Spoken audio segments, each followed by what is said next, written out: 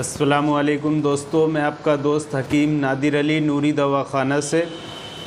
उम्मीद है आप सब लोग खैरियत से होंगे और जो नुस्खे नूरी दवाखाना में नूरी दवाखाना से आप तक पहुंचाए जा रहे हैं उनका इस्तेमाल करके आपको फ़ायदा भी हो रहा होगा। दोस्तों, आज तक बहुत सारे नुस्खे मैंने आप तक पहुंचाए हैं और बहुत अद्वियात मैंने आपको बताई हैं, उनका इस्तेमाल करके आपको फ़ायदा भी हो रहा होगा। दोस्तों, आज मैं ऐसी जानकारी आपको बताऊंगा, पूरा प्रोसेस, लाइफ स्टाइल, ज़िंदगी में क्या करना चाहिए, किस तरीके से हमें अपनी ज़िंदगी को चलाना चाहिए और अपनी लाइफ में क्या गलत क्या सही क्या कुछ करना चाहिए क्या नहीं करना चाहिए, वो पूरा लाइफ स्टाइल में आज आपको बताऊंगा। एक बुक आती है करीनाए ज़िंदगी, जैसे आप ये स्क्रीन पर देख पा रहे हैं, ये करीनाए ज़िंदगी होती है। अगर आपके पास टाइम हो तो इस बुक को ख़रीदो और इसका जो है मुताला करो, इसका जो है इसको पढ़ो और इसमें जो जो बातें हमारी ज़िंदगी के बारे में बताई हैं उस पर अमल करके इसे अपनी ज़िंदगी के हिसाब से, इस किताब के हिसाब से अपनी ज़िंदगी को जो है चलाओ। हमारे शरीर में कोई नुकसान इंशाअल्लाह ताला नहीं होगा। ख़ास करके जो हमारे प्राइवेट पार्ट्स हैं वो उसमें कोई दिक्कत नहीं होगी। सेक्स पावर, मर्दाना कमज़ोरी, नामर्दी, ये सारी समस्याएं जो है नहीं होंगी, हमें कोई परेशानी नहीं होगी। तो दोस्तों, करीनाए ज़िंदगी जो किताब है ये बहुत ही अच्छी किताब है। इसमें हमारी जो लाइफ है, हमारी जो ज़िंदगी है, उसके हुकूक, उसके अद्वियात, उसमें ज़िंदगी में क्या करना चाहिए क्या नहीं करना चाहिए, वो सारी बातें इस किताब में जो है दी गई हैं। तो दोस्तों, इसी किताब में से कुछ ख़ास जानकारियाँ आज मैं आपको बताऊंगा जो हमारी ज़िंदगी की अहम बातें हैं, अहम काम हैं, वो हमें किस टाइप से करना चाहिए, वो कुछ बातें मैं आज आपको बताऊंगा। दोस्तों, ये जो किताब है हमारी लाइफ के बारे में है।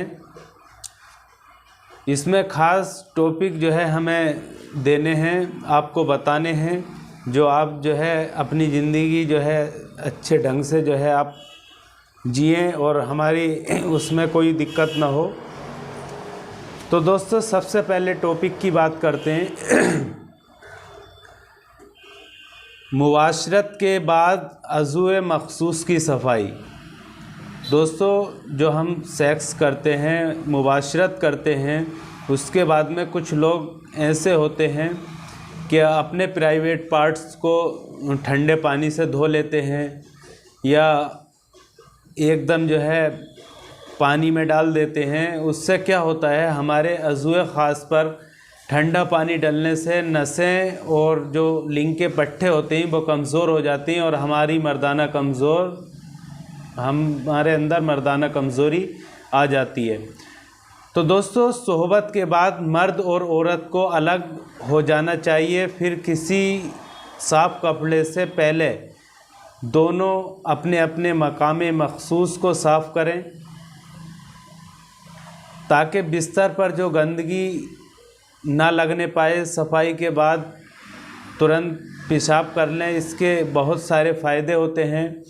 इत्तवन जिन में से चंद यहाँ ज़िक्र किए जाते हैं कि मैं बताता हूँ आपको क्या क्या फ़ायदे होते हैं। अगर मर्द के आले में कुछ मनी बाकी रह जाती है, जो जहाँ से मनी निकलती है, मनी के रास्ते में मनी जो है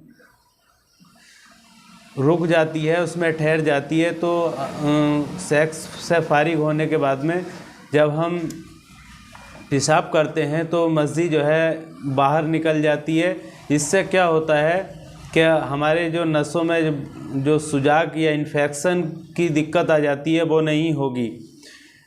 दोस्तों, जो पेशाब जरासीम कुछ होता है पेशाब में जो है कीटाणु होते हैं, क्योंकि पेशाब में जरासीम को ख़त्म करने वाले अज्जा पाए जाते हैं, इसलिए पेशाब के बहाव से गुज़रने से इस जगह की सारी गंदगी ख़त्म हो जाती है और इस जगह के जरासीम ख़त्म हो जाते हैं और शर्मगाह की नाली, जो शर्मगाह की नाली है वो साफ़ हो जाती है। इस तरह के और भी कई सारे फ़ायदे हैं जिनकी तफसील यहाँ जो है मैं आपको बता नहीं रहा हूँ, क्योंकि ख़ास जो टॉपिक है वो बताऊँगा, ऐसे बताऊँगा तो वीडियो बहुत लंबी हो जाएगी। तो दोस्तों मेन बात यह है कि जो हमें सेक्स से फारिग होने के बाद में तुरंत अपने अजूए तनासुल को कपड़े से साफ़ करना चाहिए, ना कि पानी से धोना चाहिए, और जो मतलब तुरंत पेशाब करना चाहिए। जो मनी हमारी पेशाब की नाली में रुक जाती है वो बाहर निकल जाती है, इससे हमारे शरीर में हमारे जो अज़ूए तनासुल में इन्फेक्शन का ख़तरा कम हो जाता है। तो दोस्तों ऐसे ही ख़ास टॉपिक मैं आज आपको बताऊंगा। दोस्तों अब दूसरा टॉपिक है जो मुबाशरत खड़े खड़े ना करें। दूसरा जो हमारा टॉपिक है, सेक्स को जो है कुछ लोग खड़े से करते हैं। मुबाशरत खड़े खड़े ना करें, ये जानवरों का तरीका है, और ना ही बैठे बैठे करें, ये मर्द और औरत के लिए नुकसान देता है। दोस्तों इस तरीके से मुबाशरत करने से बदन लागोर और ख़ास कर मर्द का अज़ूए तनासुल जड़ से कमज़ोर हो जाता है। तो दोस्तों ये कह रहे हैं मुबाशरत के वक्त हमें जो सेक्स पावर जो होती है वो कम हो जाती है, जो अज़ूए तनासुल की जड़ होती है वो कमज़ोर हो जाती है। दोस्तों अगर हमल करार पा जाए तो बच्चा कमज़ोर, अपंग, हाथ पाँव से अपाहिज पैदा होता है या फिर जिस्म का कोई हिस्सा अधूरा होगा। दोस्तों ये कह रहे हैं अगर मुबाशरत हम खड़े खड़े करें या बैठ के करें तो इसमें यहाँ तक जो है कहा गया है कि अगर मुबाशरत करने से हमने खड़े होकर जो मुबाशरत की तो या बैठ के मुबाशरत की, तो इससे अगर जो हमल ठहरता है तो उसमें बच्चा कमज़ोर और यहाँ तक के अपाहिज होने का अंदेशा रहता है। तो दोस्तों आप इससे बचिए, खड़े होकर या बैठकर मुबाशरत ना करें, ताकि जो आने वाली संतान है, आने वाली जो हमारी औलाद है वो किसी तरह से कमज़ोर या अपाहिज ना हो। दोस्तों हकीमों की इस मुतालिक तहकीक ये है कि खड़े रहकर मुबाशरत करने से बदन हल्की की बीमारी होती जाती है। दोस्तों बाद हकीम कहते हैं कि अगर खड़े होकर मुबाशरत करते हैं तो आगे चलकर 60, 70 या 50 के बाद में जो एज होती है तो उसमें हमारा शरीर हिलने की बीमारी होने के अंदेशा है, हिलने की बीमारी होने के काफ़ी चांसेस हैं। मुबाशरत का सही तरीका ये है कि बिस्तर पर लेटे लेटे हो, औरत के नीचे की जानिब और मर्द ऊपर की जानिब हो, जैसे कि कुरान करीम में भी हज़रत आदम अलैहिस्सलाम, हज़रत हव्वा रज़ियल्लाहु ताला अन्हा के वाक़े में इस तरह इशारा किया गया है। दोस्तों ये जो इशारा दिया गया वो ये है कि फिर जब मर्द इस पर छाया, इसके एक हल्के सा पेट रह गया। इस आयत करीम में हमें सबक मिलता है। दोस्तों अल्लाह ताला कुरान मजीद में इरशाद फरमाता है कि औरत को जो है नीचे होना चाहिए और आदमी को जो है ऊपर हो जाना चाहिए, ताकि जो औरत का जो जिस्म है वो आदमी ढाँप ले, ढक ले, इससे जो है बेपर्दगी नहीं होती है। दोस्तों आप इसका ध्यान रखें कि मुबाशरत जो है खड़े होकर हमें नहीं करनी चाहिए। दोस्तों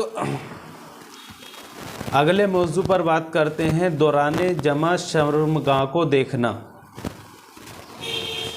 इसका मतलब ये है सेक्स के दौरान हमें अपने पार्टनर की शर्मगाह को या अपनी शर्मगाह को, अपने प्राइवेट पार्ट्स को नहीं देखना चाहिए। मियाँ बीवी की सेहत के वक्त एक दूसरे की शर्मगाह को मिस करना बेशक जायज़ है, बल्कि नेक नीयत से हो तो मुस्तहब व सवाब है। तो दोस्तों, मर्द अपनी बीवी के हर अज़ू को छू सकता है और औरत भी अपने शोहर के हर अज़ू को छू सकती है, ख़वा शोहबत से हो या बिला शोहबत। यहाँ तक कि हर एक दूसरे की शर्मगाह को देख भी सकते हैं, मगर बग़ैर ज़रूरत शर्मगाह को देखना या छूना खिलाफ औला व मकरूह है। तो दोस्तों, कहने का मतलब ये है, दौरान शर्मगाह बिना ज़रूरत शर्मगाह को नहीं देखना चाहिए। इससे हमारी नज़र कमज़ोर होती है, हमारे दिमाग में जो भूलने की प्रतिज्ञा होती है, भूलने का जो मसलन होता है, भूलने की जो बीमारी होती है वो हो जाती है, याददाश्त कमज़ोर हो जाती है, नज़र हमारी जो है कमज़ोर हो जाती है। तो दोस्तों, हमें जो है दौराने सेक्स मुबाशरत के वक्त शर्मगाह को नहीं देखना चाहिए। दोस्तों, अब बात करते हैं मुबाशरत के बाद पानी न पिएं। दोस्तों, कुछ लोग ऐसे होते हैं, उनको जानकारी नहीं होती कि हम मुबाशरत के बाद करने के तुरंत फारिग होने के बाद में वो पानी पी लेते हैं। इससे क्या होता है दोस्तों, इससे कब्ल बयान किया जा चुका है कि मुबाशरत के बाद जिस्म का दर्जा हरारत बढ़ जाता है, इसलिए इस वक्त प्यास की शिद्दत भी महसूस होती है। लेकिन ख़बरदार, मुबाशरत के बाद पानी हरगिज़ न पिएं। हकीमों ने लिखा है, सोहबत के फ़ौरन बाद पानी नहीं पीना चाहिए, क्योंकि इससे दमा सांस की बीमारी होने का ख़तरा रहता है। तो दोस्तों, आपको समझ में आ गया होगा, सेक्स करने के तुरंत बाद हमें पानी नहीं पीना चाहिए। बाज़ हकीम बताते हैं कि इससे फेफड़ों की, सांस की और दमे की बीमारी होने का ख़तरा रहता है। दोस्तों, आज बहुत सारे ऐसे टॉपिक बताऊंगा, बहुत सारे कि हमारी ज़िंदगी में इंशाअल्लाह ताला कोई नुकसान ही नहीं होगा। अगर आपने ये वीडियो देखी और इन तरीक़ों से आपने सेक्स किया, मुबाशरत की, तो कोई जो है बीमारी नहीं होगी। दोस्तों, हमारा अगला टॉपिक है, अगर हम बीमार हैं, बीमारी की हालत में सेक्स करना या मुबाशरत करना। दोस्तों, औरत अगर किसी दुख या परेशानी या बीमारी में मुब्तला हो तो इसकी सेहत का ख्याल किए बगैर हरगिज़ मुबाशरत ना करें। वैसे इंसानियत का तकाज़ा भी यही है कि दुखी या बीमार इंसान को तकलीफ़ न दें, बल्कि इसे आराम व सुकून फराहम करें। तो दोस्तों, अगर हमारा पार्टनर बीमार है, तकलीफ़ में है, तो हमें मुबाशरत या सेक्स नहीं करना चाहिए। दोस्तों, सेक्स दोनों हस्बैंड वाइफ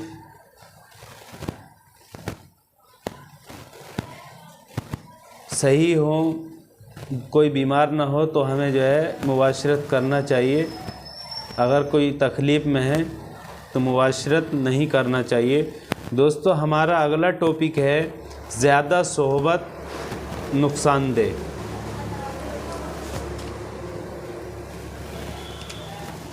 तो दोस्तों, ज़्यादा सोहबत भी ना करें, ये नुकसानदेह होती है। दोस्तों, बीवी की ज़िंदगी में एक मर्तबा सोहबत करना क़स्दन वाजिब है, और हकीम ये कहते हैं, औरत से सोहबत कभी कभी करतार रहे, इसलिए कोई हद मुकर्रर नहीं, मगर इतना हो कि औरत की नज़रों की तरफ न उठे, और इतना ज़्यादा भी जायज़ नहीं कि औरत को नुकसान पहुँचे। दोस्तों, इनका कहने का मतलब ये है कि मुबाशरत जो है हमें नहीं करनी चाहिए ज़्यादा, क्योंकि औरत को नुकसान हो, जो औरत तकलीफ़ में हो।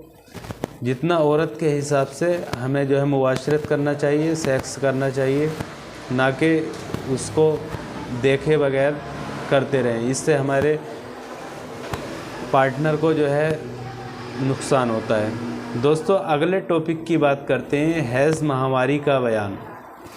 हालत हैज़ में मुबाशरत करना कैसा है। तो दोस्तों अगला हमारा टॉपिक है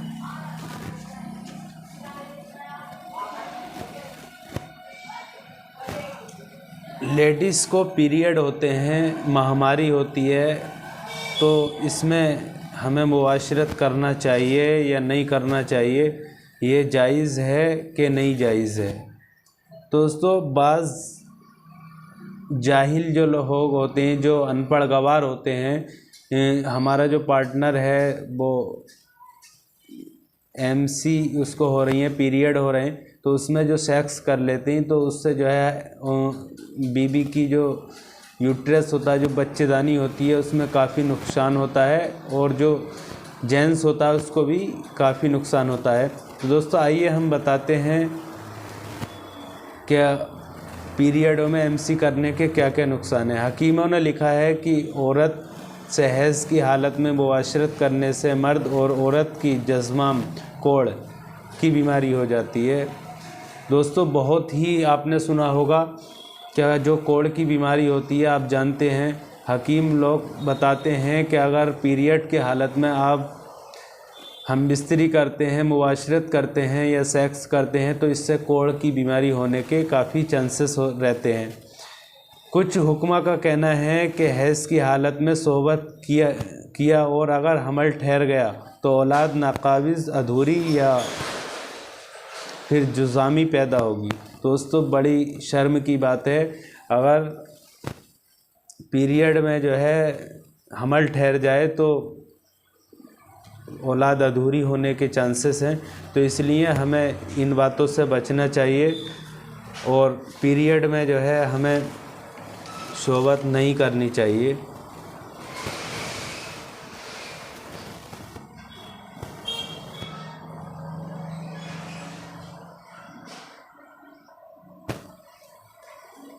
दोस्तों हमारा अगला टॉपिक है दुबुर पीछे के मकाम में सोहबत। दोस्तों बहुत जाहिल लोग ऐसे होते हैं, कुछ कमाकल ऐसे होते हैं जो हालत हैज़ में औरत से इसके दुबुर पीछे के मकाम में मुबाशरत कर बैठते हैं और इन दीन और दुनिया दोनों अपने हाथों से गवाह डालते हैं। होश में आइए दोस्तों, ये कोई मामूली सा गुनाह नहीं है, या ये बहुत ख़तरनाक गुनाह है और सख्त हराम भी है, गुनाह कबीरा है। और दोस्तों इसके बहुत सारे नुकसान हैं, बहुत सारे नुकसान हैं इसके। दोस्तों अगर पीछे के मुकाम में अगर हम कर लेते हैं तो हमारे लिंग की नसें बिल्कुल ठंडी और कमज़ोर हो जाती हैं। ये बहुत ही ख़तरनाक मंज़र है, ये कभी आप हमें जो है नहीं करना चाहिए, कभी भी इसके हमें जो है नहीं करना चाहिए। ये बहुत ही गलत आदत है, इसको हमें नहीं करना चाहिए और हमारे लिंग की नसें बिल्कुल जो है बेकार हो जाती हैं। इसलिए मैं आज आपको बताता हूँ कि इस काम से बचिए और अपनी जहालत छोड़िए। दोस्तों हमारा अगला टॉपिक है जानवरों से मुबाशरत। तो दोस्तों कुदरत ने इंसान को जिस कदर क़ौतीन अता फरमाई है, इसमें हर एक का तरीका इस्तेमाल भी बताया गया है। तो दोस्तों हमें जानवरों से मुबाशरत के बारे में भी बचना चाहिए।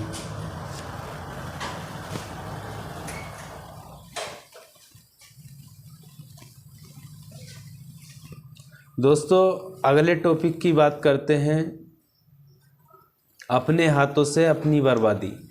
आप जानते होंगे बहुत ही ख़ास टॉपिक है अपने हाथों से अपनी बर्बादी करना। ये इंसानी आदत व फितरत का तगाज़ा है कि वो अपने कमाल का इजहार करना चाहता है। यही जज्बा इस ख़ास दौलत मखसूस क़ुव्वत से पैदा हुए कमाल की सूरत इख्तियार करने के बाद इसके इजहार की तरफ माइल करता है और ख़वा दिल में ये वसवसा समाता है कि इस दौलत को सिर्फ़ करने की लज्जत उठाएं। दोस्तों आप जानते होंगे मास्टरबेशन या हस्तमैथुन की जो समस्या है उसी के बारे में बताऊंगा। दोस्तों, हाथों से इस नरम व नाजुक हिस्से को अज़्व तनासुल की हमेशा किए छेड़छाड़ उसे कमज़ोर बना देती है। दोबार और जो बारीक बारीक नसें होती हैं वो नसें ब्लॉक हो जाती हैं और जो पट्टे होते हैं वो सख्ती बर्दाश्त नहीं कर सकते कि कैसे इसके चिकनाहट क्यों इस्तेमाल में लाई जाए। इससे जो नुकसान होता है वो अज़्व तनासुल का जड़ से कमज़ोर हो जाना। इसके अलावा जहाँ जहाँ रगों पर रगड़ पड़ती है वो हिस्सा टेढ़ा हो जाता है।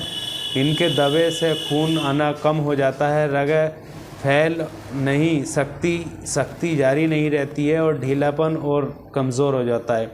दोस्तों, इनका कहने का मतलब ये है जब हस्तमैथुन करते हैं तो जो बारीक नसें होती हैं वो ब्लॉकेज हो जाती हैं और जो उसमें ब्लड पूरा सर्कुलेट नहीं होता और वो नसें खुलती नहीं है, फैलती नहीं है और जो पट्टे होते हैं वो कमज़ोर हो जाते हैं। तो दोस्तों, हमें मास्टरबेशन हस्तमैथुन से बचना चाहिए। अपने अज़्व तनासुल को जो है ठीक तरीके से रखना चाहिए ताकि आने वाले समय में हमारी जब शादी हो तो हमें कोई परेशानी न उठानी पड़े। तो दोस्तों, हमें इसका ख़ास करके ध्यान रखना चाहिए। हमें हस्तमैथुन जो है बिल्कुल नहीं करना चाहिए। दोस्तों, अगला हमारा टॉपिक है नामर्दी। ये भी वही टॉपिक है, सेम टॉपिक है, नामर्दी।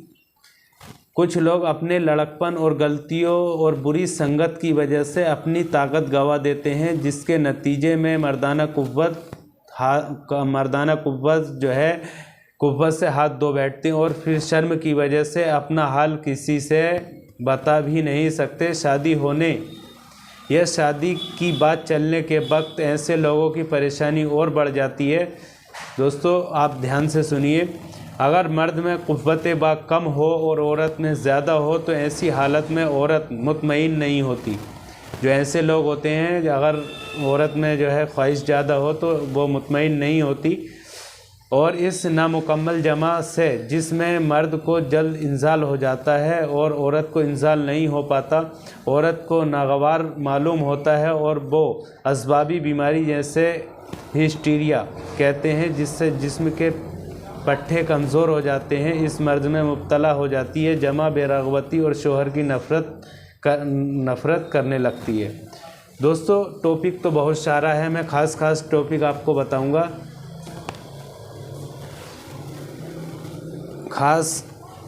आप जो है बेहतर यही रहेगा आपके लिए कि आप जो है किताब को ख़रीदें और इसको पूरे तरीके से पढ़ें। दोस्तों, ज़्यादा मुबाशरत से भी नामर्दी की सूरत पैदा होती है।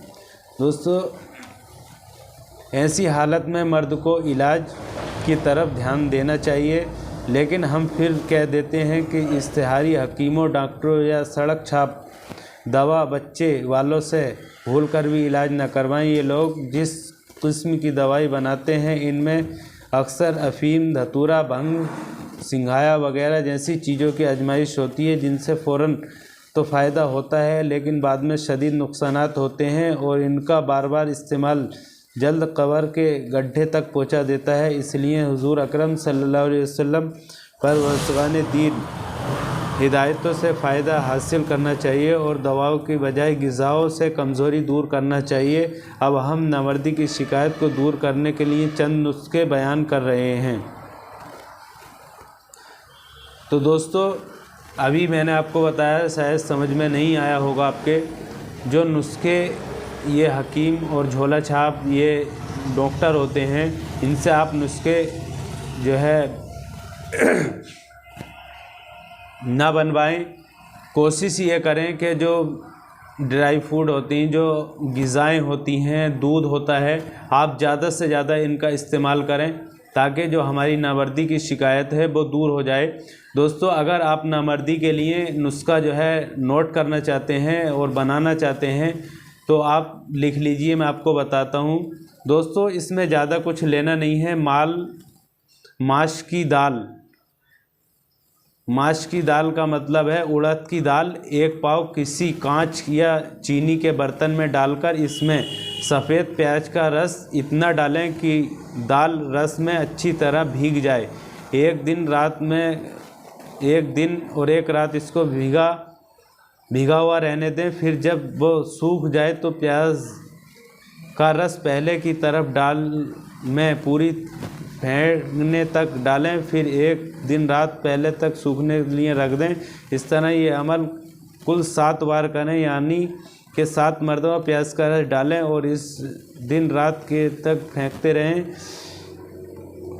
और सोखते रहें। अब दाल को बारीक पीस लें और हर रोज़ 25 ग्राम या पीसी हुई दाल लें। इसमें 25 ग्राम असली देसी घी, 25 ग्राम शक्कर मिलाकर हर रोज़ सुबह फाँक लें और इस पाव भर दूध पी लें। ये दवा 40 रोज़ तक खाएं और इस अरसे में औरत से जमा न करें। दोस्तों, कहने का मतलब ये है, जो उड़द की दाल होती है वो चीनी के बर्तन में आप रख दें और उसमें जो है प्याज का रस डाल दें। प्याज का रस डाल दें, ये आज डाल दिया, 24 घंटे हमें इसको रख देना है। 24 घंटे के बाद में फिर प्याज का रस डाल दें, फिर रख दें। ये 7 दिन तक आप लगातार करें और 7वें दिन जो है इसको जो है निकाल लें और बारीक तरीके से पीस लें और सुबह शाम खाली पेट जो है 25 ग्राम शक्कर मिलाकर दूध से जो है इसका इस्तेमाल करें 40 दिन तक। इंशाअल्लाह कैसी भी नामर्दी की शिकायत हो वह हमेशा के लिए दूर हो जाएगी। दोस्तों, बहुत ही पावरफुल नुस्खा है, बहुत ही, मेरा आजमाया हुआ है, बहुत ही पावरफुल नुस्खा है। दोस्तों, आप समझ गए होंगे। जो उड़द की दाल लें, उसे किसी कांच के या शीशे के बर्तन में रख लें, उसमें प्याज का रस डालते रहें और 7 दिन तक जो है प्याज का रस डालते रहें और उसका जो है आप उसको बना लें 7 दिन तक और जो है उसका इस्तेमाल करें। इंशाअल्लाह कैसी भी नामर्दी हो वह हमेशा के लिए दूर हो जाएगी। दोस्तों, दूसरा ये बताते हैं, खजूर का इस्तेमाल ज़्यादा से ज़्यादा करें। दूध में जो है खजूर को पका कर के इस्तेमाल करें, इससे भी नामर्दी की शिकायत दूर हो जाएगी। दोस्तों, तीसरे नंबर पे हम बात करते हैं नामर्दी की। हल्के गर्म दूध में शहद मिलाकर पीते रहने से कुव्वत वाह में इजाफा होता है। दोस्तों, तीसरी बात ये करते हैं कि दूध में शहद मिलाकर जो है आप इसका इस्तेमाल करते रहिए, आपकी सेक्स पावर बहाल हो जाएगी, कुव्वत वाह जो है बढ़ जाएगी। दोस्तों, अगला हमारा टॉपिक है सूरत इंजाल। सूरत इंजाल शीघ्र पतन, हिंदी में इसको कहते हैं शीघ्र पतन। शीघ्र पतन की समस्या ये इस माहौल में आम होती जा रही है। 50% लोग ऐसे हैं जिनको शीघ्र पतन की समस्या है और उनका जो है वीर्य एकदम निकल जाता है, इससे जो वो अपने पार्टनर को संतुष्ट नहीं कर पाते हैं। तो दोस्तों, सूरत इंजाल इस हालत को कहते हैं जब मर्द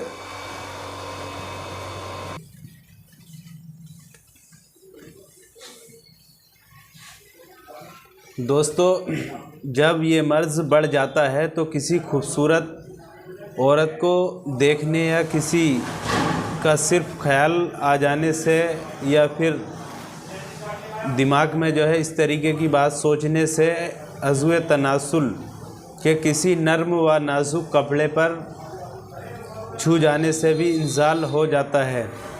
इस मर्ज़ के होने की कई वजूहात हैं, जैसे कि अपने हाथों से अपने मनी को निकालना या मनी का पतला हो जाना वगैरह। जैसे वजूहात ये है कि इस बीमारी के होने की इससे बड़ी सबसे ज़्यादा नुकसान हमारी बॉडी पर पड़ता है और हमारी सेहत जो है ख़राब हो जाती है।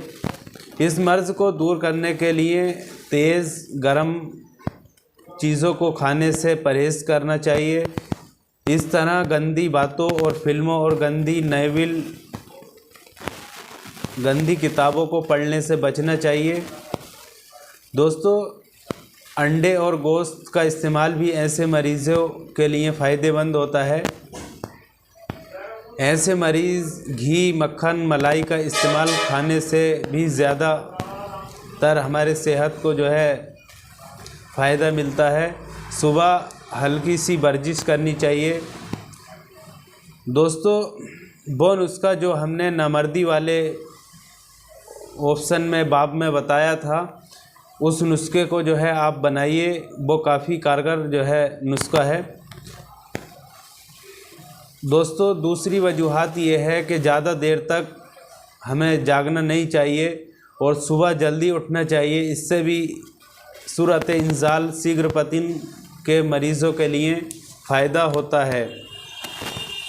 तो दोस्तों, आप इसका जो है ध्यान रखिए और जो नुस्खा मैंने बताया था उसका इस्तेमाल करिए। अगला टॉपिक हमारा है जिरियान धात, चिपचिपा पानी निकलना। दोस्तों, हमारी मौजूदा नस्ल में ये बीमारी बहुत ज़्यादा पाई जा रही है और ये बीमारी आम होती जा रही है। इस बीमारी में पखाना या पेशाब से पहले या पेशाब की नली में मनी या मज़ी या फिर बदी निकलती है या पेशाब के बाद कभी कभी सफ़ेद रंग का घोंघा सा भी निकलता है। इस बीमारी में मरीज़ को कमर में दर्द होता है, घुटनों में तकलीफ़ होती है और आँखों के सामने अंधेरा छा जाता है या फिर चक्कर आते हैं और कमज़ोरी दिन ब दिन बढ़ती रहती है। भूख नहीं लगती और कुछ खाया जाए तो हज़म नहीं होता और कितनी ही बेहतरीन ग़िज़ा खाई जाए तो बदन को नहीं लगती। इस बीमारी के होने की बहुत सी वजूहात हैं, जिनमें से कुछ इस तरह हैं: मनी में तेज़ी आ जाना, शोहवत का ज़्यादा होना, मुबाशरत ज़्यादा करना, हमेशा बुखार ज़्यादा रहना, हर वक्त दिलो दिमाग में सोहबत की बातें बिठाए रखना या इसी के बारे में सोचते रहना, कब्ज़ होना, अपने हाथों अपनी मनी निकालना। ये बहुत सारे वजूहात हैं, आपको समझ में आ गए होंगे। दोस्तों, धात की जो बीमारी है वो इस दौर में आम होती जा रही है। दिमाग में गंदे ख्याल रखना, ये सब। दोस्तों, कुछ नुस्खे मैं आपको बता रहा हूँ धात जिरियान के, आप जो है इसका इस्तेमाल करिए। दोस्तों, देसी मुर्गी का एक अंडा फोड़कर किसी बर्तन में लें, फिर अंडे की पीलक, जर्दी व सफ़ेदी दोनों के बराबर गाजर का रस लें, फिर इसमें इतनी ही मिकदार में शहद और घी डालें। अब सबको मिलाकर हल्की आंच पर पकाकर हलवा सा बना लें। इस तरह 21 दिनों तक हलवा बनाकर खाते रहें। खट्टी चीज़ें, दही, अचार, इमली और मछली वगैरह के इस्तेमाल से पूरी तरह परहेज़ करें और शादीशुदा हों तो इस दौरान बीवी से मुजाहद या हमबिस्तरी ना करें। दोस्तों, दूसरा नुस्खा है बड़ का दूध। बड़ की छाल की टहनी तोड़ने पर जो रस निकलता है, 4 मासा बतासे में या शक्कर में डालकर रोज़ाना सुबह खाया करें। दोस्तों, बहुत ही बढ़िया नुस्खा है। जो बड़ का दूध होता है वो बताशे में डालकर उसको जो है इस्तेमाल करें। इंशाअल्लाह धात जिरियान कैसी भी समस्या हो वो दूर हो जाएगी। दोस्तों, अगला हमारा टॉपिक है सुजाक के बारे में। दोस्तों, ये बीमारी ज़्यादातर नौजवानों में बुरी संगत, बुरी आदतों की वजह से होती है। ये बड़ी ख़तरनाक बीमारी है। इसकी वजह से नौजवानों की सेहत धीरे धीरे घटती जाती है, इनमें कमज़ोरी आ जाती है। इस बीमारी की निशानी ये है कि पेशाब की नाली में सूजन या बरम आ जाती है और पेशाब की नाली के अंदर घाव, ज़ख्म, इन्फेक्शन हो जाते हैं और इन ज़ख्मों से पीप निकलता रहता है और जब भी पेशाब किया जाए तो इस वक्त पेशाब में सख्त जलन होती है।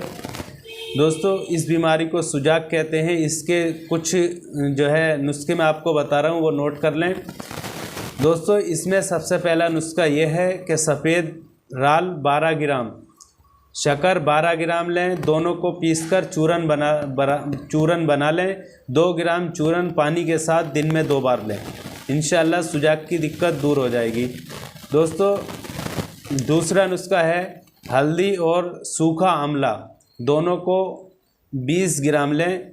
दोनों को बारीक पीसकर पाउडर बना लें। फिर 2-2 ग्राम ये पाउडर पानी के साथ दिन में 2 बार इस्तेमाल करें।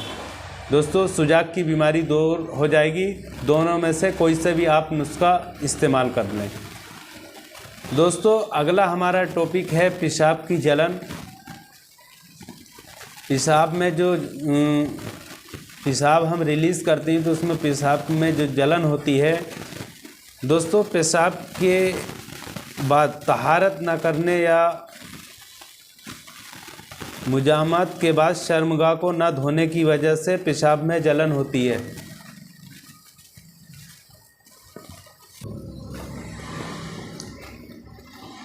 दोस्तों पेशाब में जलन होती है, ज़्यादा गर्म खानों के इस्तेमाल से भी पेशाब में जलन की शिकायत पैदा होती है।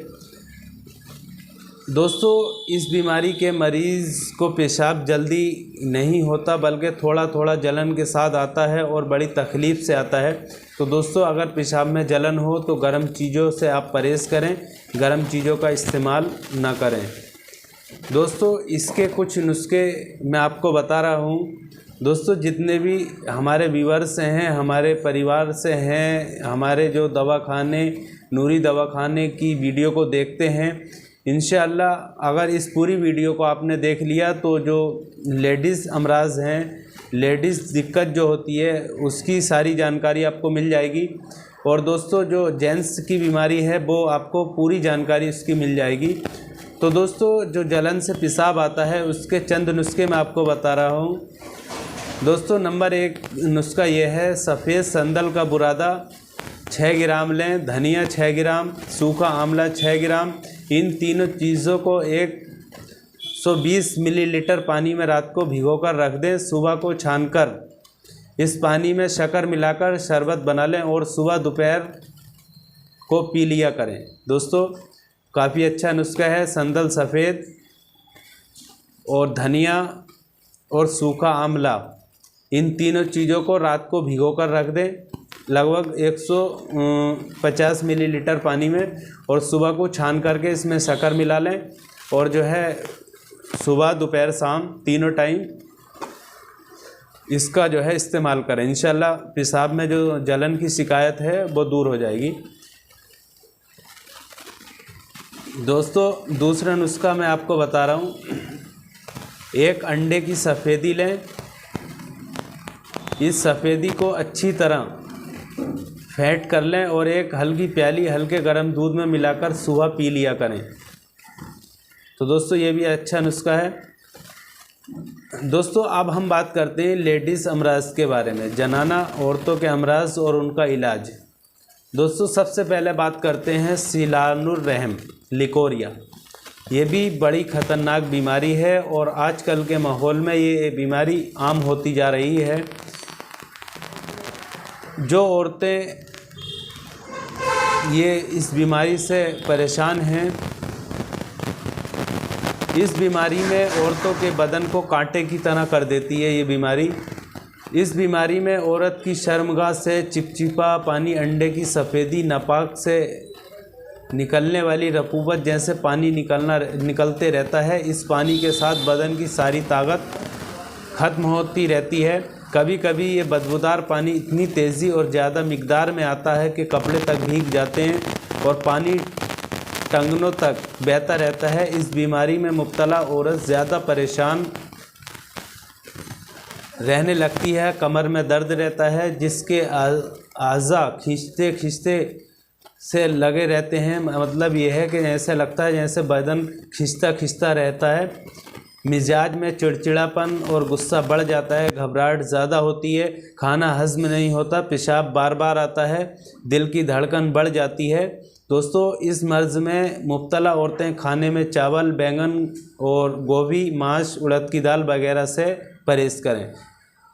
दोस्तों लिकोरिया जो है आज की आम बीमारी है। इसके कुछ नुस्खा जात मैं आपको बता रहा हूँ। आप शायद नोट कर लें अगर आप बनाना चाहते हैं। दोस्तों इसमें ज़्यादा कुछ लेना नहीं है। कुछ मिकदार में बबूल की फली सुखाकर बारीक पाउडर बना लें। 2 ग्राम सुबह, 2 ग्राम शाम और 2 ग्राम दोपहर को पानी के साथ लें। इंशाअल्लाह लिकोरिया की बीमारी दूर हो जाएगी।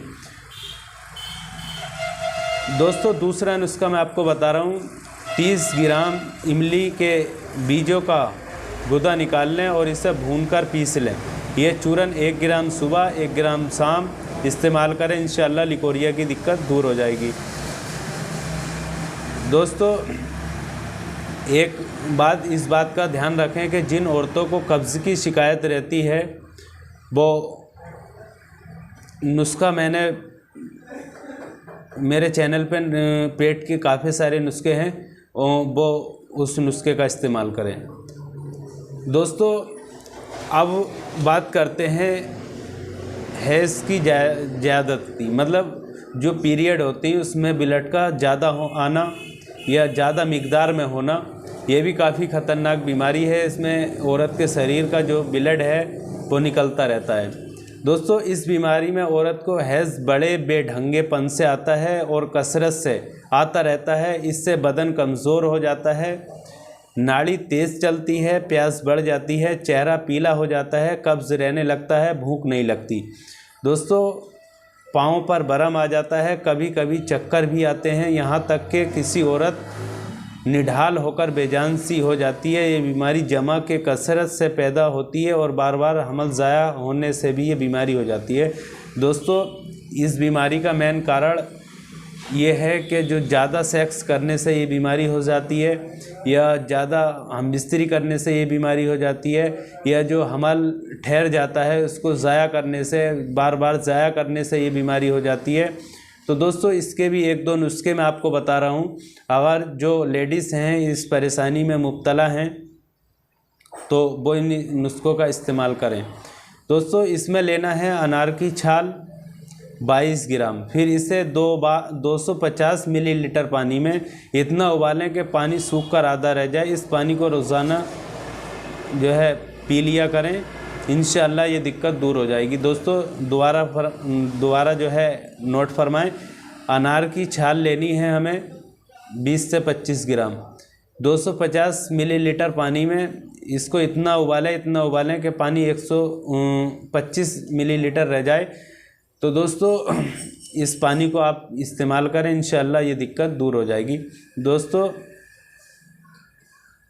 दूसरा नुस्खा है 25 ग्राम मुल्तानी मिट्टी आधा लीटर पानी में घोटते तक रहें और भिगोए रखें। फिर इसे छानकर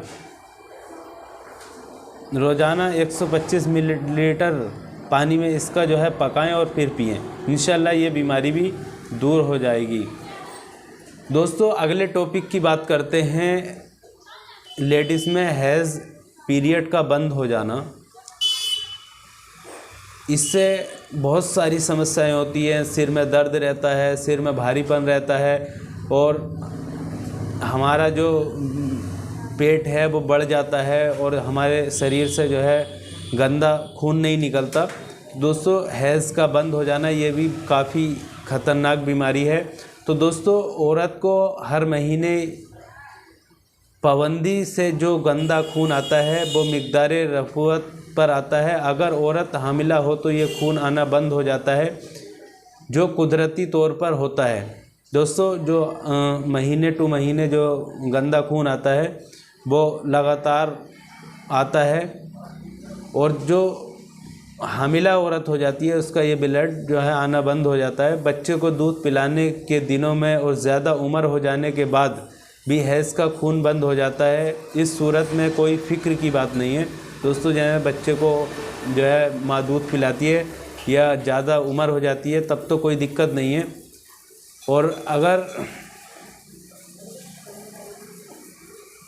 ये इस वक्त किसी इलाज की ज़रूरत नहीं है, लेकिन अगर बग़ैर हमल खून आना बंद हो जाए तो ये एक बीमारी है, बहुत ही ख़तरनाक बीमारी है जिसका फ़ौरन हमको इलाज कराना चाहिए। इस मर्ज़ की पहचान ये है कि सर, कमर और पेड़ों में दर्द रहता है और मिजाज में चिड़चिड़ापन रहता है। तो दोस्तों इसका एक नुस्खा आप मैं बताऊंगा, जो हैज़ बंद हो जाता है, पीरियड होना, ब्लड आना बंद हो जाता है, बहुत ही अच्छा नुस्खा है। सोए के बीज ले लें आप 30 ग्राम, मूली के बीज 3 ग्राम, गाजर के बीज 3 ग्राम, मेथी के बीज 3 ग्राम, इन सबको 50 मिलीलीटर पानी में इतना उबालें कि पानी आधा रह जाए।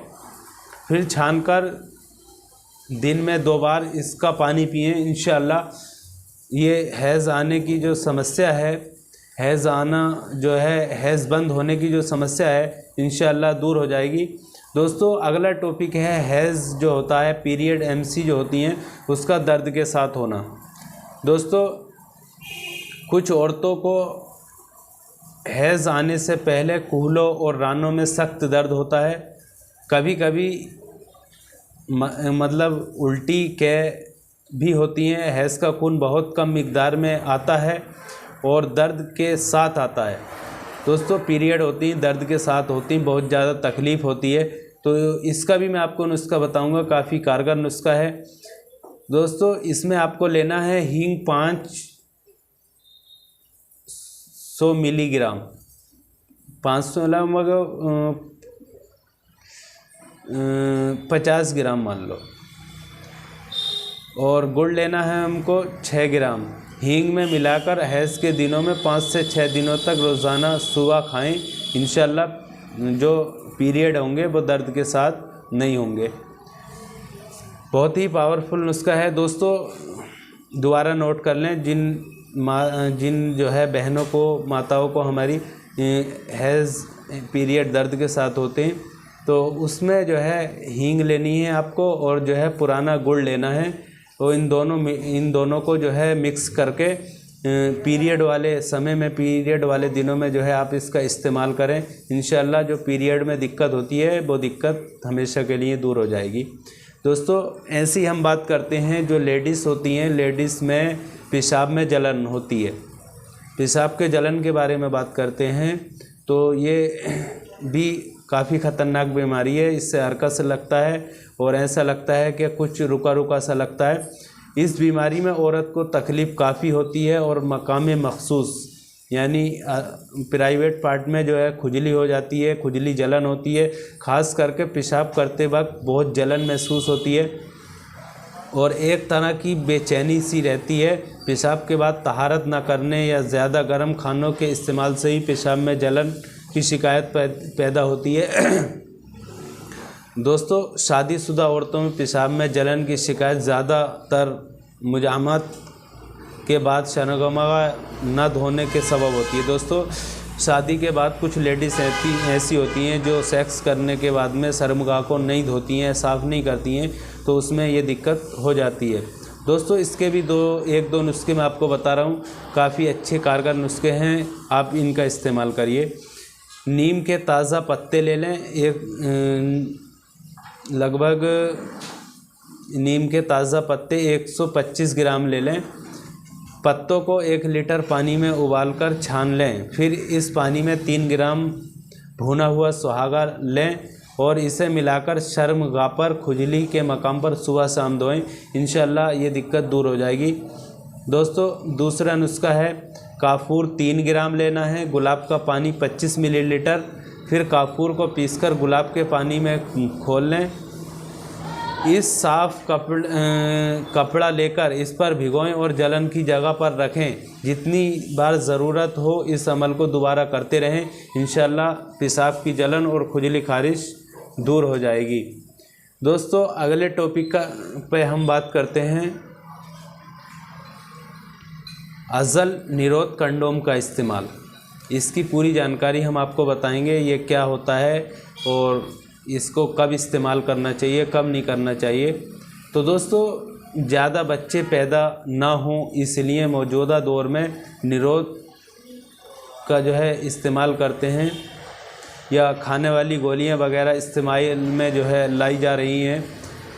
अहद रिसालत में सिलसिला पैदाइश को रोकने या कम करने के लिए बाज़ हज़रात अपनी पाबंदियों से जो है अज़ल किया करते हैं। तो दोस्तों इसको जो है हम इस्तेमाल कर सकते हैं, कोई इसमें दिक्कत वाली बात नहीं है। इसमें जो है हम इसको इस्तेमाल कर सकते हैं। और अगर इसमें कोई ऐसी दिक्कत या कोई हमारे पेनिस अज़्वे तनस्सुल को जो है इससे कोई नुकसान भी नहीं है, तो आप इसको इस्तेमाल कर सकते हैं। इसमें कोई ऐसा वो नहीं है।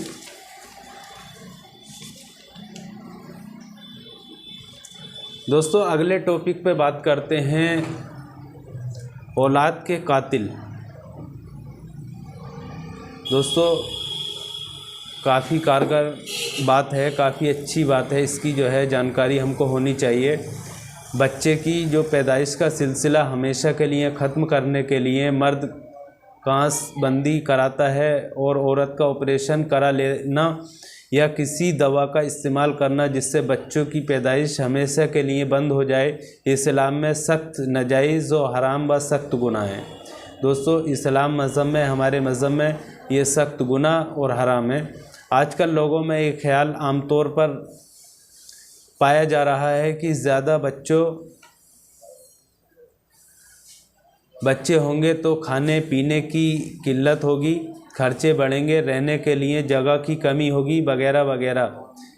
दोस्तों अफसोस ये ख़यालात सिर्फ़ काफिरों मुशरिक कौमों के लिए नहीं बल्कि इनमें जदीद इख्तियाल मुसलमानों की अक्सरियत भी शामिल है। यकीनन ऐसे ख़यालात शरीयत इस्लामी के ख़िलाफ़ हैं। मुसलमानों का ऐसा अक़ीदा रखना किसी तरह जायज़ नहीं। भला इंसान की हैसियत ही क्या है, वो किसी को खिलाए या और किसी की परवरिश करे। बेशक हक़ीक़ी रज़्ज़ाक़ या पालने वाला खालिक बारी ताला ही है। क्या आपने नहीं देखा कि इंसान अपनी सारी तदबीर में मुकम्मल कर लेता है, लेकिन चंद दिनों का कहत सूखा इंसान को भूख मरी और मजबूर कर देता है। इस तरह कभी कभी ज़्यादा बारिश भी इंसान के लिए कराए पर पानी फेर देती है और हाथ कुछ नहीं आता। मालूम हुआ कि हकीकत में खिलाने वाला और परवरिश करने वाला सिर्फ़ अल्लाह ताला है। तो दोस्तों इसमें इस्लाम धर्म में ये बात बता रहे हैं कि बच्चों को रोकने के लिए जो ऑपरेशन और वो कराते हैं वो नाजायज़ व हराम है। इस तरीके का जो है हमको बचना चाहिए। इस तरीके के ऑपरेशन वगैरह ये दवाइयाँ हमको इस्तेमाल नहीं करानी चाहिए। दोस्तों अगले टॉपिक की बात करते हैं सोनोग्राफी या एक्सरे। इस दौर में हर शख्स अपने आप को तरक्की या फ़तह और मॉडर्न कहलवाना ज़्यादा पसंद करता है, लेकिन कुछ लोग अपनी हरकतों के एतबार से आज से 1450 साल पहले के अरब के जाहिलों से भी बढ़कर जाहिल हैं, बल्कि इनसे कुछ मालूमों में ज़्यादा ही बढ़े हुए नज़र आते हैं, क्योंकि अरब में हुज़ूर सल्लल्लाहु अलैहि वसल्लम के ऐलान नबुव्वत से पहले ज़नाना जाहिलियत में वहाँ के कुफ़ारों मुशरिकीन के यहाँ जब लड़की की पैदाइश होती तो वो इसे बुरा जानते और ज़िंदा इसे ज़मीन में गाड़ देते, और अगर लड़का पैदा होता तो इसी की परवरिश बड़े लाडो प्यार से किया करते थे। बस वही काम इस दौर में कुछ बड़े लिखे मॉडर्न कहलाने वाले जाहिल कर रहे हैं, लेकिन तरीका थोड़ा मुख्तलिफ बनाया है। होता यह है कि एक्सरे सोनोग्राफी के ज़रिए ये मालूम कर लेते हैं कि औरत के पेट में लड़का या लड़की है। अगर लड़की हो तो इसे ख़त्म कर दिया जाता है, यानी हमल गिरा देते हैं, और अगर लड़का हो तो इसे बड़ी खुशी के साथ जनने का जनते हैं।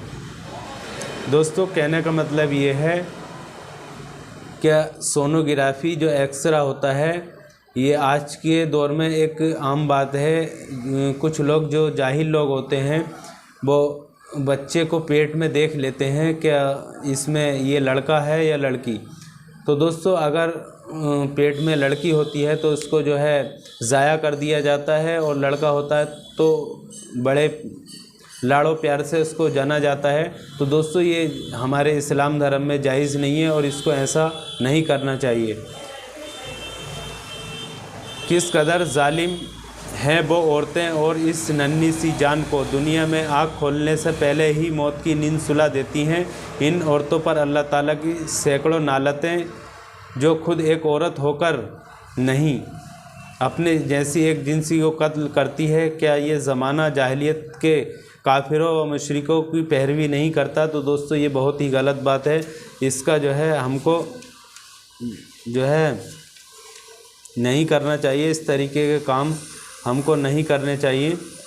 दोस्तों दूसरे इसकी बात करते हैं हम, औलाद न होने की वजूहात। औलाद न होने की क्या क्या वजूहात हैं, आज मैं आपको पूरा 1 घंटे का वीडियो मैंने आज आपको बताया है। अगर इस वीडियो पे अमल कर लिया, और दोस्तों ये जो मैंने किताब शुरू में बताई है, इस किताब का आप जो है रिवीज़न करें, इसको मुताला करें, इंशाअल्लाह ज़िंदगी सही तरीके से जीना आ जाएगा। और क्या गलत है क्या सही है वो जो है आप अच्छे से पहचान सकेंगे। तो दोस्तों हो सके तो आप इस किताब को ख़रीदें। इस किताब को ख़रीदने के लिए हमारे व्हाट्सएप नंबर पे आप मैसेज या कॉल कर सकते हैं। दोस्तों ये किताब हम आपको भिजवा देंगे। दोस्तों अगला हमारा टॉपिक है औलाद न होने की वजूहात। कुछ लोगों को औलाद नहीं होती, इसकी बहुत सी वजूहात हो सकती हैं। मसलन अल्लाह ताला की मर्ज़ी ही ना होना, और दोस्तों अल्लाह ताला की मर्ज़ी नहीं होना, या कोई बीमारी की वजह से, या किसी भी कारणवश जो है औलाद ना होना। तो दोस्तों अल्लाह ताला पैदा करता है जो चाहे, जिसे चाहे बेटियां अता फरमाए, और जिसे चाहे बेटे दे या दोनों मिला दे, बेटे और बेटियों को सीने, जिसे चाहे वो बे औलाद रखे, बेशक वो इल्म कुदरत वाला है। तो दोस्तों ये अल्लाह की तरफ से एक तोहफ़ा होता है जो हमको मिलता है। दोस्तों अगला हमारा टॉपिक है बांझपन। कौन औरत हैं कौन मर्द हैं? दोस्तों अगर मियाँ बीवी दोनों सेहतमंद हों तो 2 साल के अंदर पहला हमल करार पा जाता है। अक्सर घरों में जब 4-5 साल गुजरने पर भी औरत हामिला ना हो तो घर की बूढ़ी औरतें औरत को बांझपन समझने लगती हैं। अक्सर तालीम या फ़ता औरतें लेडी डॉक्टरों की तरफ से रजू करती हैं इस्तेक़ारे हमल के लिए, जहां औरत का जिनसी तौर पर सेहतमंद होना ज़रूरी है। इसी तरह मर्द के मैदे तौलीद में कौमों का कुफ़ी और मुनासिब मकदार में होना भी लाजिम है। मर्द के लिए इंजाल में मादा तौलीद तकरीबन 85-80 कतरे होना चाहिए। अगर इसमें से 20% तक कमी हो तो फिर भी कोई फ़र्क नहीं पड़ता, लेकिन 20% ज़ायद कमी हो जाने से किसी की ख़राबी हो तो हमल करार नहीं पाएगा। मर्द के लिए मादा तौलीद में इसकी कमी का पता डॉक्टरों की जांच से चलता है। दोस्तों हमारा जो टॉपिक है वो बांझपन, औरत या मर्द, किस वजह से बच्चे नहीं होते, औरत में कमी होती है, तो उसकी जांच जो है औरत की करानी चाहिए। दोस्तों अक्सर ये देखा जाता है कि औरतों में कमी होती है, लेकिन आदमी को ये देखना चाहिए कि हमारे अंदर मादा मुनव्विया जो है उसमें जो शुक्राणु सीमेन की संख्या होती है वो कितनी है, तो उसकी जांच करानी चाहिए और उसका जो है इलाज करना चाहिए। तो दोस्तों इसमें काफ़ी सारे नुस्खे शुक्राणु सीमेन के हवाले से अगर आदमी में दिक्कत है तो मैंने अपने चैनल पे अपलोड किए हैं, आप उस नुस्खे का इस्तेमाल करिए। इंशाअल्लाह जो शुक्राणुओं की समस्या है वो हमेशा के लिए दूर हो जाएगी। तो दोस्तों और हम इसके बारे में बात करते हैं। हज़ारों में 1-2 औरतें पैदाइशी बांझपन होती हैं। इनको शुरू से ही हैज़ बराए नाम एक आधा सा धप्पा के तौर पे आता है और इनका रहम भी बस बराए नाम होता है। कोई भी औरत हुआ गिरा से शुरू हैज़ का खून माहिरा अपने मुकर्रर या बगैर किसी तकलीफ़ के आता है तो कम 3 दिन, ज़्यादा से ज़्यादा 10 दिनों तक जारी रहता है, तो ऐसी औरत को बांझपन नहीं कहा जा सकता। दोस्तों इनका कहने का मतलब ये है कि जिन औरतों को पीरियड होते हैं तो उन्हें बांझपन नहीं कहा जाता। किसी कारणवश स्वेलिंग या सूजन की वजह से अगर गर्भ नहीं ठहरता है तो उसका जो है हमें इलाज करना चाहिए, इंशाअल्लाह जो है औलाद हो जाएगी। दोस्तों अगली बात करते हैं औलाद होगी या नहीं। अक्सर बेऔलाद औलाद की ख्वाहिश में बड़ी बड़ी रकमें खर्च कर देते हैं। इससे कब्ल के दवाइयों पर रुपए खर्च किए जाएं, इत्मीनान ज़रूरी है। इसलिए हम यहाँ तक मैं जो लिख रहे हैं इनसे इंशाअल्लाह पता चल जाएगा कि औलाद होगी या नहीं। तो दोस्तों कुछ अमल जो है इस किताब में दिए गए हैं, उससे ये पता चल जाएगा कि औलाद होगी या नहीं होगी। तो दोस्तों अक्सर बेऔलाद औरत को चाहिए कि जुमेरात को रोज़ा रखे, अफ्तार के वक्त इतना दूध ले जो पेट भर के पी सके, फिर 712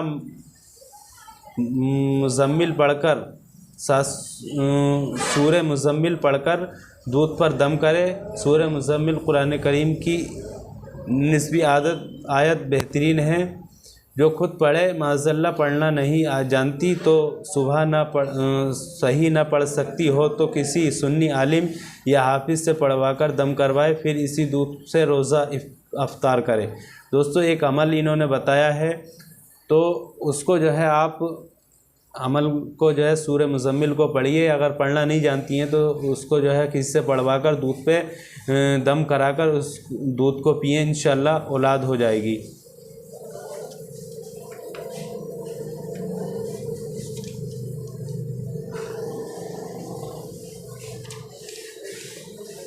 दोस्तों हमारा अगला टॉपिक है, लास्ट टॉपिक है हमल के दौरान इन मुबाशरत। औरत जब हामिला हो, औरत जब पेट से हो, तो इस हालत में हमें सेक्स जमा करने की शरीयत में मुमानियत नहीं बल्कि कराहत जायज़ है, लेकिन इत्तबा नज़दीक जमा न करना बेहतर है। इसलिए नए हमल ठहरने का इम्कान है और बच्चे को नुकसान होने का अंदेशा है। दोस्तों हमल के दौरान मुबाशरत, दोस्तों हमें जो है अगर औरत पेट से है तो हमें सेक्स नहीं करना चाहिए, और जो है हमको और काफ़ी नज़दीक टाइम है तो बिल्कुल नहीं करना चाहिए। इससे बहुत सारे नुकसान हैं, हमारे बच्चे को नुकसान होता है बहुत सारा। इससे हमें जो है परहेज़ करना चाहिए, और हमल के दौरान हमें सेक्स या हम बिस्तरी या मुबाशरत नहीं करना चाहिए, इससे बचना चाहिए। तो दोस्तों आज की वीडियो काफ़ी कारगर मैंने वीडियो बनाई है। जो लेडीज़ के जो दिक्कत होती है, जो लेडीज़ बीमारियां होती हैं वो भी इसमें मैंने बताया है, और जो जेंट्स की बीमारी होती है वो भी इस वीडियो में मैंने आपको बताई है। तो इंशाअल्लाह इस वीडियो को आप जो है पूरा देखें, समझें, और किस तरीके से हमें अपने ज़िंदगी जीने का जो है पता चलेगा क्या सही है क्या गलत है। तो इस तरीके से हमें अपनी ज़िंदगी को जो है कायम रखना चाहिए। दोस्तों ये जो किताब मैंने आपको दिखाई है आप एक बार और देख लें, ये करीनाए ज़िंदगी है। आप इसका जो है मुताला करें, इसका रिवीज़न करें, और किसी भी बुक डिपो पर से आप इसको ले सकते हैं। अगर ना मिले तो हमारे व्हाट्सएप कॉल नंबर पर जो है आप कॉल या मैसेज कर सकते हैं। तो दोस्तों बहुत ही अच्छी जानकारी है, इस वीडियो को आप लाइक शेयर ज़रूर करिएगा। मिलते हैं अगली नई वीडियो में, तब तक के लिए खुदा हाफिज़, शब्बा खैर।